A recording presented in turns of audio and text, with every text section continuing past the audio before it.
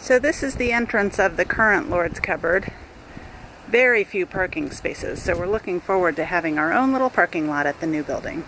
This is the lobby in the current building. It's only about 10 feet by 11 feet, and we have to have room for a lot of stuff. This corner is usually full of boxes that folks can use to take their food home. This is the recycling.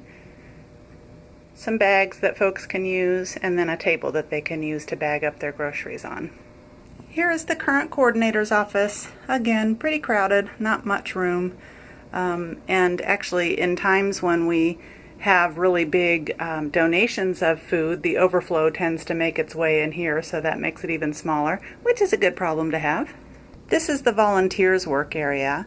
We did have our client records on index cards until earlier last year, about a year ago, when we computerized and we use a web-based food bank manager software system. This is probably the hardest working little room in the place. It's the bread room where we serve our weekly bread orders. We get the day-old bread from Hy-Vee every day of the week, which is really nice. And then, as you can see right now, we're storing back some food in here for the summertime loaf program. When we get past the loaf program, then we start storing up food in here for the Christmas boxes each year. And this room gets completely and totally full. You have to actually kind of walk sideways along the very small corridor that's left once we're in mid-December. This is what we refer to as the dry goods room. Again, pretty small room. We've got dry goods, and we've also got paper goods and soaps and things like that.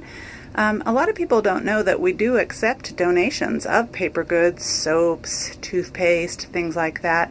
And the important thing to know about those is that those are not covered by food stamps. Each room there is a guideline for different size families for what they should be receiving with a full food order. Families can receive a full food order once a quarter. So this is the canned goods room. Obviously, it's canned goods. We try to focus on whole ingredients that can be put together to make recipes rather than a lot of processed stuff. So some canned proteins. You can see that our canned meats shelf is completely empty right now. We really need canned proteins right now. So if you're looking for something to donate, that would be it. Walking down the hallway, and we get to the freezer room. So we have one household freezer for each type of meat: chicken, pork, beef, and then extra stuff can go in that end freezer. There are times when we've had to actually turn away donations of meats because we don't have enough freezer space. So we're really excited that in the new building we're going to have actually a walk-in freezer donated by Dexter. Okay, don't laugh. This is what we refer to as our kitchen right now. This is about as kitchen as we get.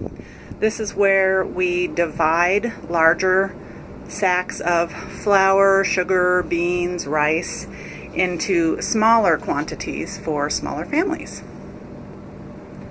The new Lord's Cupboard building will have a real kitchen, and the thought is that we will be able to actually offer some cooking classes, bread baking classes, things like that. And finally, the back storage room. As you can see, our shelves are quite bare right now. We accept just about any item that is non-perishable and that is not expired. They all get used. That's it. It's only about a 4-minute tour at this place. Have a great night.